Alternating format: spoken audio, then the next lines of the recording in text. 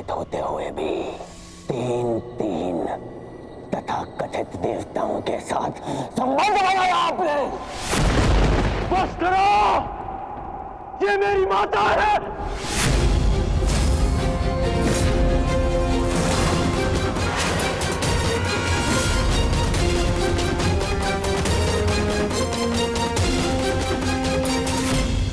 ये भले ही पांडवों की जन्म माता है, परंतु ये तुम्हारी मां समान है।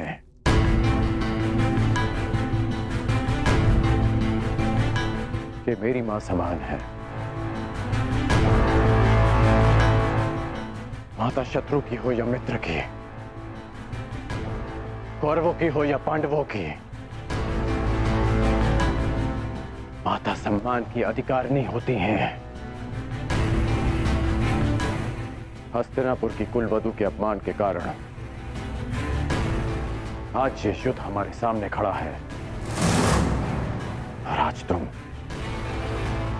हस्तिनापुर की राजमाता का भी अपमान करोगे।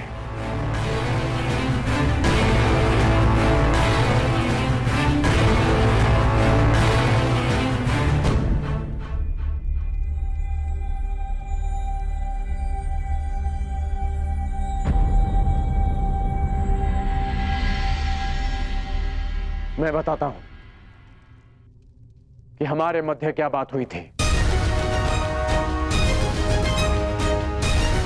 माता कुंती मेरे पास आई थी अर्जुन की सुरक्षा का वचन मांगने, और तुमने उसे स्वीकार कर लिया। ये स्वयं तुम उन्हीं से पूछ लो। बताइए राजमाता, मेरा क्या उत्तर था?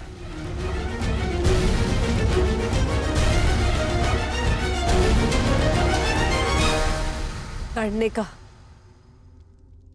युद्ध के अंत तक। या अर्जुन जीवित रहेगा या फिर वो। उसने ये भी कहा कि वो अपने मित्र से वो नहीं मोड़ सकता। परंतु ये बस।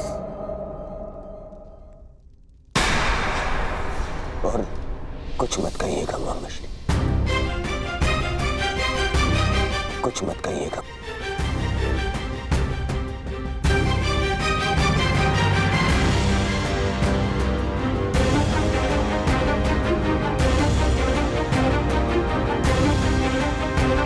क्षमा, क्षमा कर दीजिए राजमाता। अपने अपशब्दों के लिए मैं क्षमा प्रार्थी हूं। क्रोधवश में मैं स्वयं से नियंत्रण खो बैठा था। मुझे क्षमा कर दीजिए माता।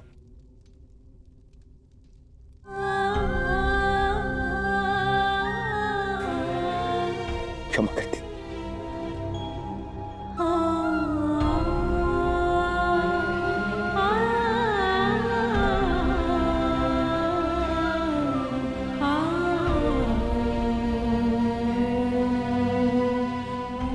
अब आज्ञा दीजिए युवराज। अब जब भी आपका आदेश आएगा तो आपका ये सेवक अपने प्राण थाली में सजाकर आपको अर्पित करने के लिए सामने आ जाएगा। बस एक निवेदन है कि फिर से मुझे निष्ठाहीन, कायर और द्रोही मत कहिएगा।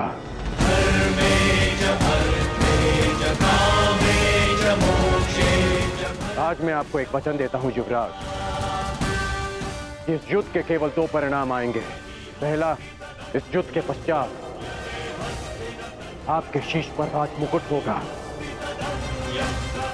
या दूसरा, इस कर्ण के धड़ पर शीश ही नहीं होगा। आज्ञा दीजिए।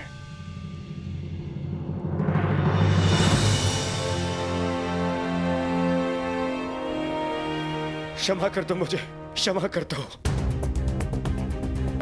मैं उस छलिए के माया से भ्रमित हो गया था मित्र। मैं भीत हो गया था। स्वयं पर से विश्वास खो बैठा था और तुमसे भी। मुझे लगा कि कहीं वो छलिया मुझसे मेरा मित्र छीन न ले। मुझे क्षमा कर दो मित्र।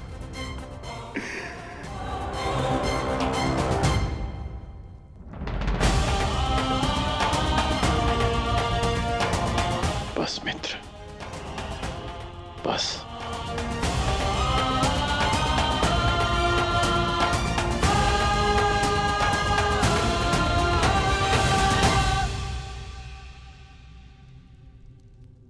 मेरे जीवन के अंतिम क्षण तक ऐसा नहीं होगा मित्र। तुमसे तुम्हारा मित्र मृत्यु अवश्य छीन सकती है,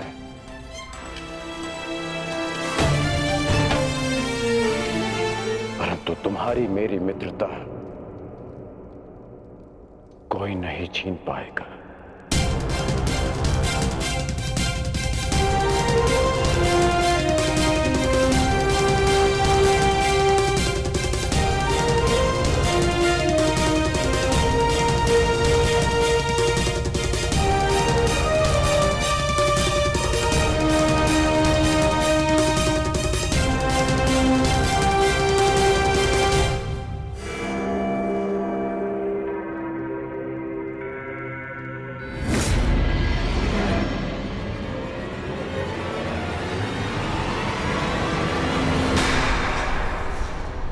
मुझे मेरे मित्र से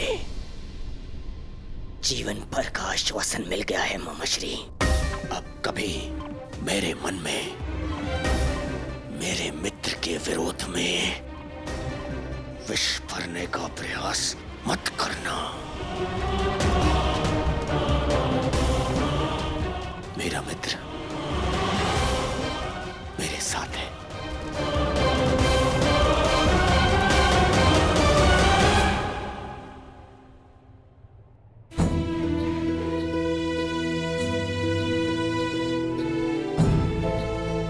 माता शत्रु की हो या मित्र की, माता सम्मान की अधिकारिणी होती हैं। ये भले ही पांडवों की जन्म माता है, परंतु ये तुम्हारी मां समान है। ये मेरी मां समान है।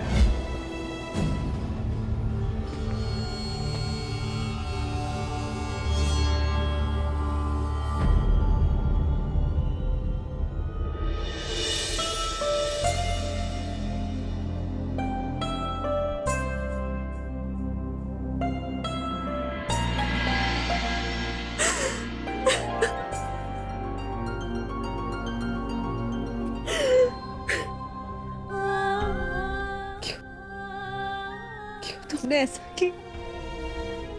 क्यों नहीं सत्य बताया दुर्योधन को? माता अपना कर्तव्य निभाने में असफल रहे, इसका अर्थ ये नहीं कि एक पुत्र भी अपना धर्म भूल जाए। पुत्र होने के नाते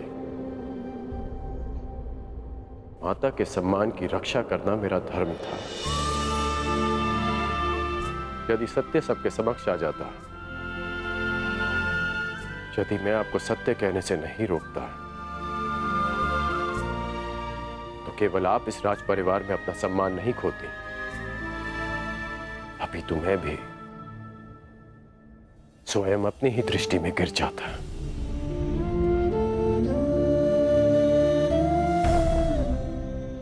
मानता हूं कि मैं आपसे शुद्ध हूं, परंतु आप ही का पुत्र होना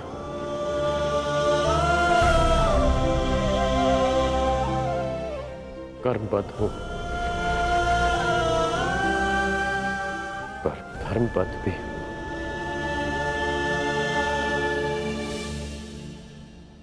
कहां से लाए उतना साहस? कैसे अर्जित किया इतनी पीड़ा सहने का सामर्थ्य? कैसे आई उदारता तुम्हारे हृदय में? तुम्हारा हृदय तो मां से भी विशाल है। कौन हो तुम? कौन हो? जन्म से सूर्य पुत्र कौन्तेय, परंतु कर्म से एक सूत पुत्र, आधे कर्ण।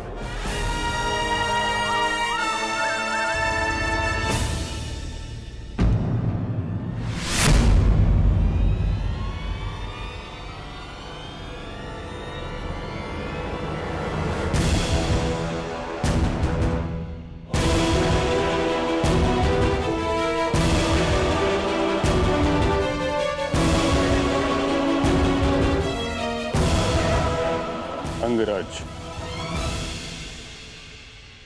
मैं कुंती से एकांत में बात करना चाहता हूं।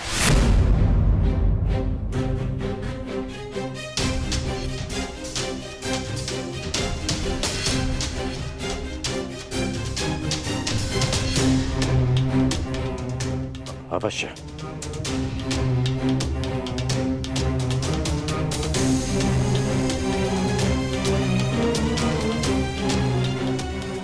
मणिपा,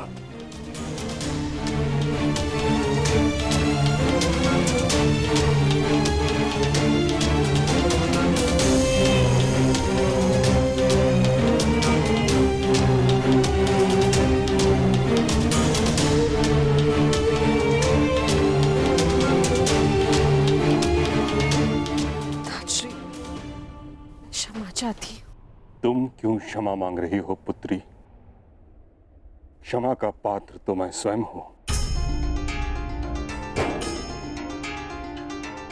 मैं एक मां से क्षमा मांगने आया हूं, जिसके पुत्र एक महायुद्ध में फंस गए हैं,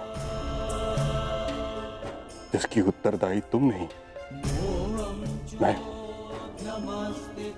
मैं ही क्या, समस्त महारथी, आचार्य, हम सभी,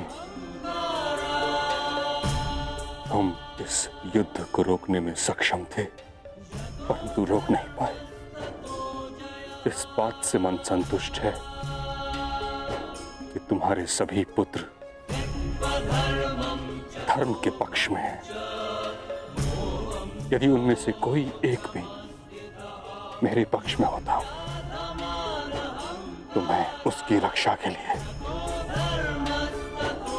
कुछ भी कर सकता था।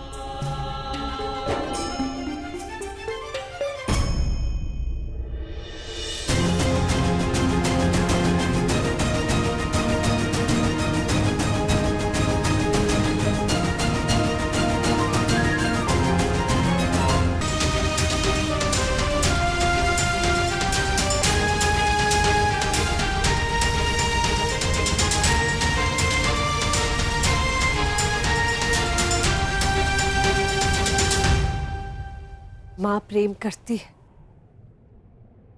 और पिता न्याय करते हैं। आप तो पिता मां है ताजश्री। मेरे पुत्र अपना न्याय मांगने आ रहे हैं और मुझे विश्वास है जो न्याय संगत होगा पितामह वही करेंगे।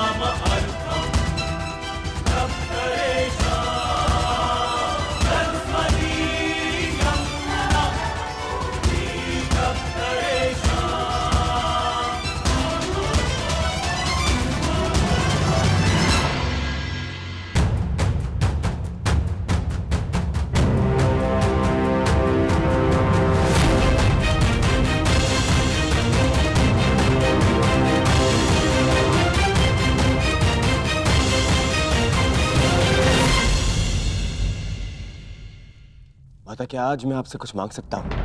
हाँ पुत्र, अवश्य। जिस युद्ध में मैं आज जा रहा हूँ माता, वहां या तो मैं विजयी होके लौटूंगा और या फिर वीर गति को प्राप्त हो जाऊंगा।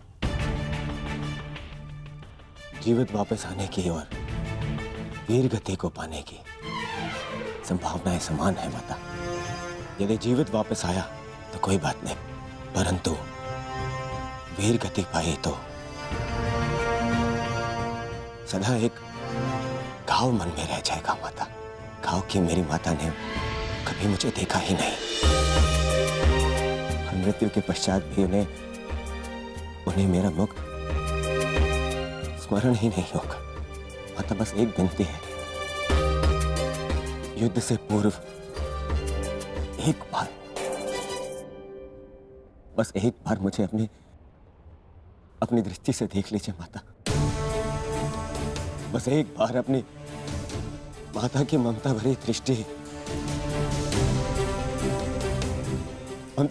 अपने आप के ऊपर डालना चाहता हूं माता। मैं जानता हूं पिताश्री के लिए ये संभव नहीं है माता, परंतु आप तो एक बार मुझे देख ही सकती माता। आपकी कृपा दृष्टि मेरे लिए आशीर्वाद होगी माता। बस एक बार।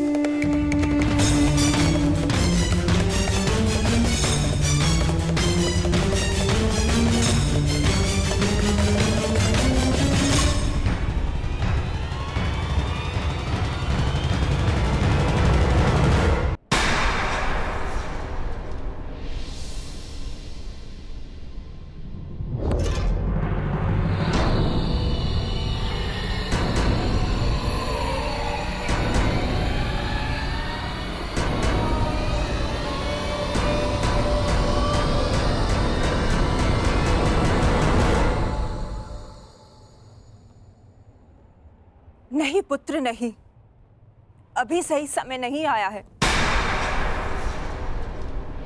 परंतु ये माता वचन देती है कि जिस दिन तुम्हें मेरी दृष्टि की आवश्यकता पड़ेगी, उस दिन ये माता अपने पुत्र के लिए अपने पति को दी अपरण भी भूल जाएगी।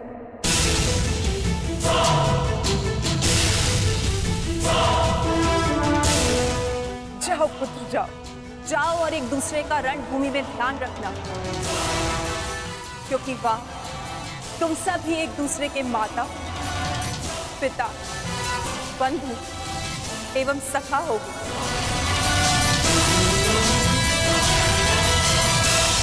अब आज्ञा दीजिए और आशीर्वाद दीजिए। आज मुझे आपके आशीर्वाद की बहुत आवश्यकता है।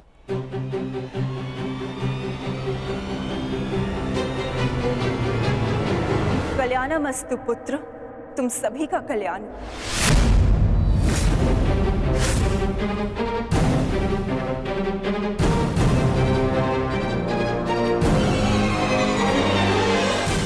आपने विजयी भव का आशीर्वाद नहीं दिया माता।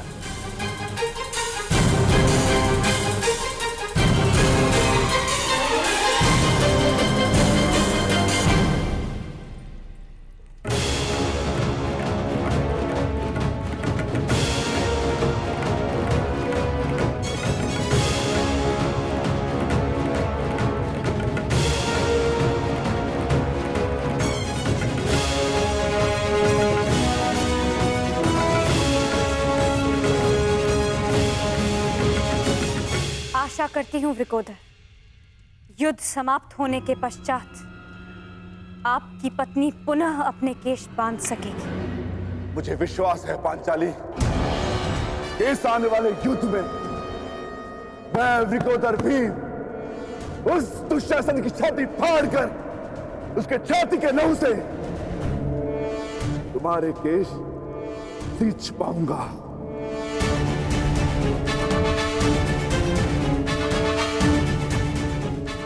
हर हर महादेव! हर हर महादेव! अधिकाराणां प्राप्त्यर्थं साम्राज्यर्थं न्यायानां अधिकाराणां प्राप्त्यर्थं साम्राज्यर्थं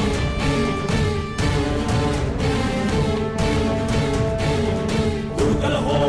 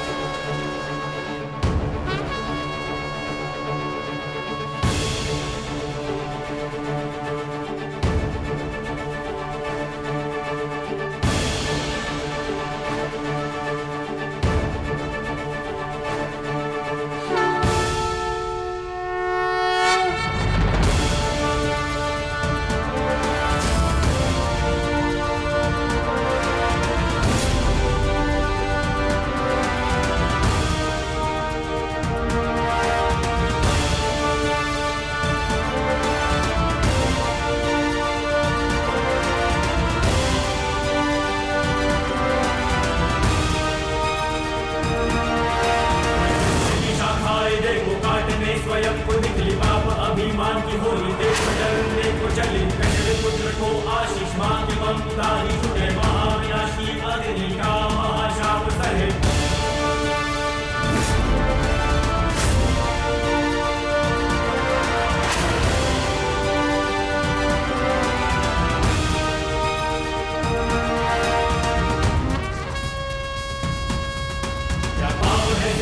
निकला धर्म है अब जाए टूटा दिया विधाता ने है जो हर अवसर जाए झूठा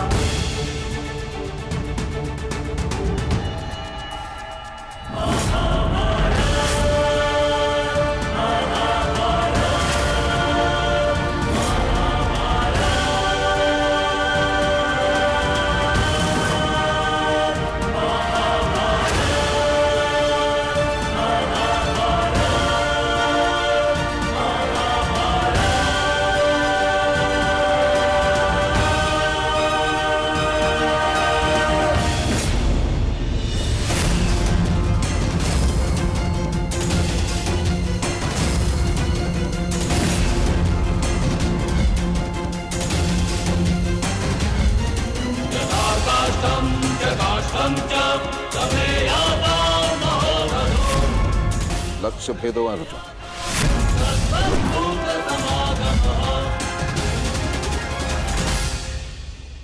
मैं नहीं चाहती कि मेरा कोई भी पुत्र एक दूसरे का वध करे।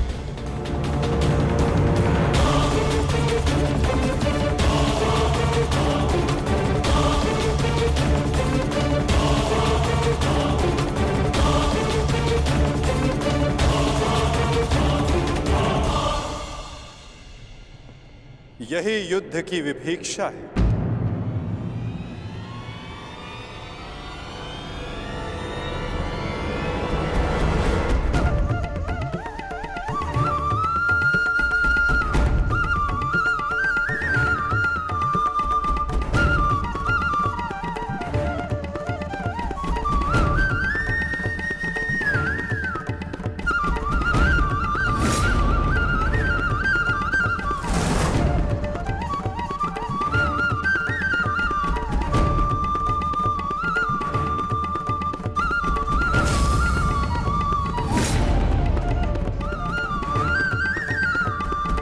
चाहे जो भी पक्ष जीते, परंतु हानि दोनों ही पक्षों को होती है।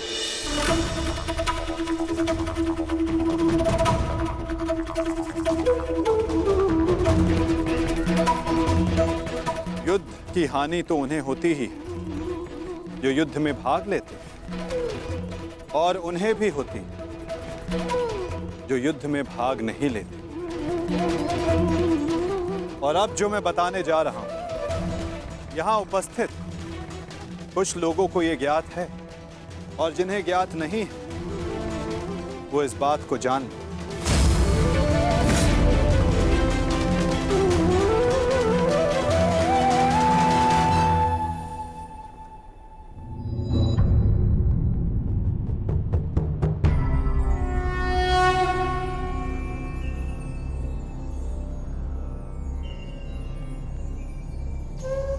इस युद्ध के लिए ये कुरुक्षेत्र की भूमि उचित क्यों है? सर्वप्रथम ये धरती कुरुवंश के अधिकार में आती, इसलिए इस धरती पर कौरव और पांडव इन दोनों का समान अधिकार है।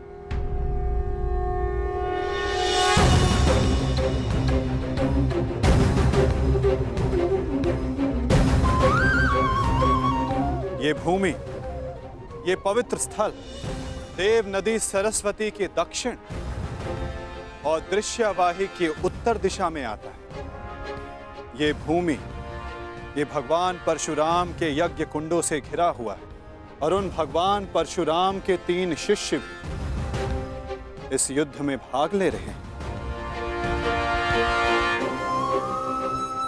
महर्षि कुरु ने बरसों तक इस भूमि को जोता और देवों से यह वरदान प्राप्त किया कि जो भी इस भूमि पर मृत्यु प्राप्त करेगा उसे मुक्ति मिलेगी, स्वर्ग मिलेगा।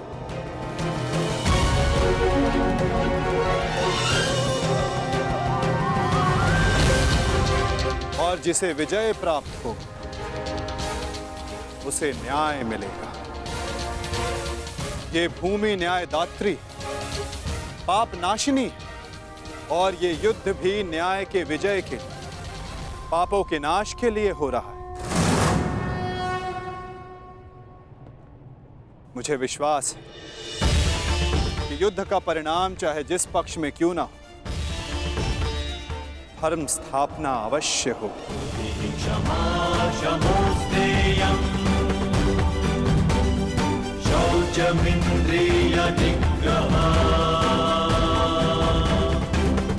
आज से 1 सप्ताह के बाद युद्ध की तिथि निर्धारित हुई। दोनों ही पक्षों के पास युद्ध की तैयारियां करने के लिए 1 सप्ताह का समय है।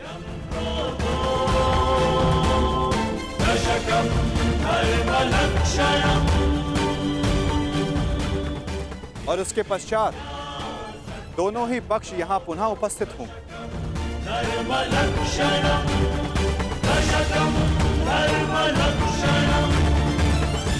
युद्ध के नियम निर्धारित करेंगे, फिर आरंभ होगा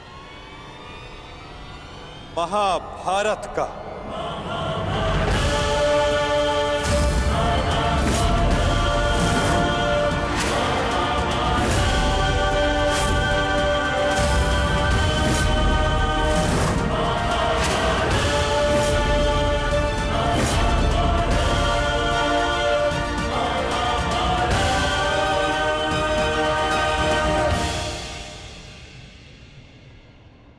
हेलो अर्जुन।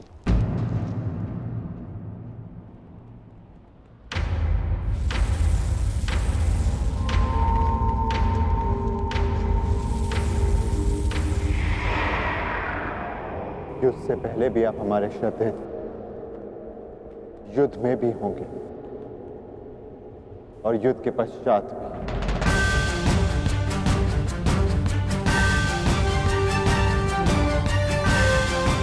प्रणिपात। आयुष्मान भव।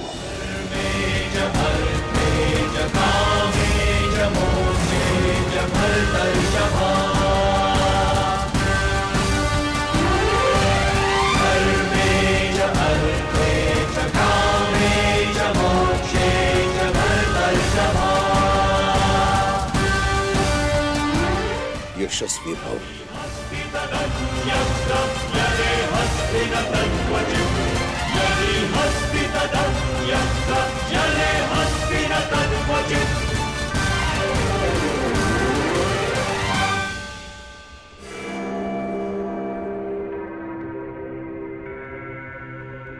ये क्या था पितामह, जिन्हें हम युद्ध में परास्त करके उनका अंत करना चाहते हैं, उन्हें आप लंबी आयु का आशीर्वाद दे रहे हैं। ये दुर्योधन जब छोटे आशीर्वाद मांगे तो उनको आशीष देना बड़ों का कर्तव्य है। तुम यदि अपने ज्येष्ठ युधिष्ठिर से आशीर्वाद मांगोगे तो अवश्य तुम्हें आशीर्वाद देगा। इतनी बड़ी सेना है तुम्हारे पास, मेरे केवल एक आशीर्वाद देने से तुम अपना आत्मविश्वास खो बैठे। तुमने जो चाहा तुम्हें मिला, वो सब कुछ तुम्हारे पास है जो तुम्हें चाहिए। मैं तुम्हारे पक्ष में इस युद्ध में खड़ा हूं, परंतु पांडवों को भी मेरे आशीर्वाद का अधिकार है।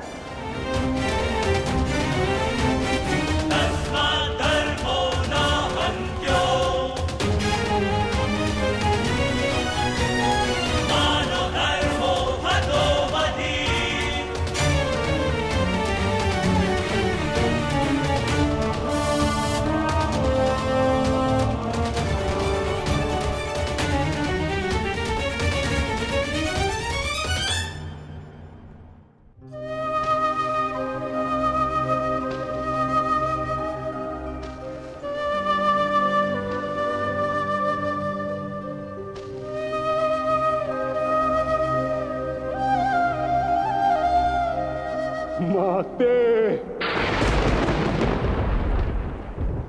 प्रकट होइए माते। आपका गंगा पुत्र भीष्म आपके समक्ष उपस्थित है।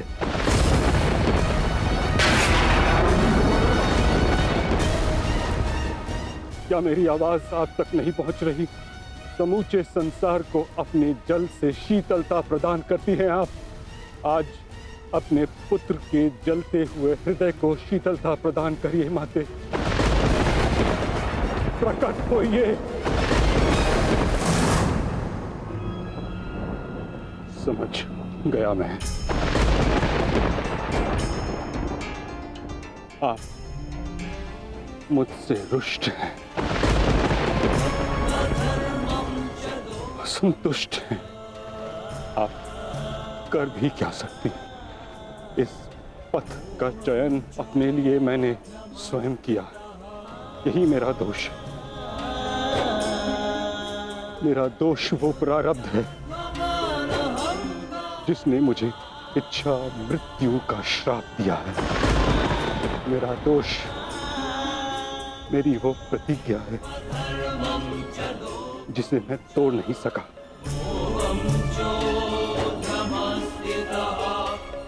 प्रणिपात,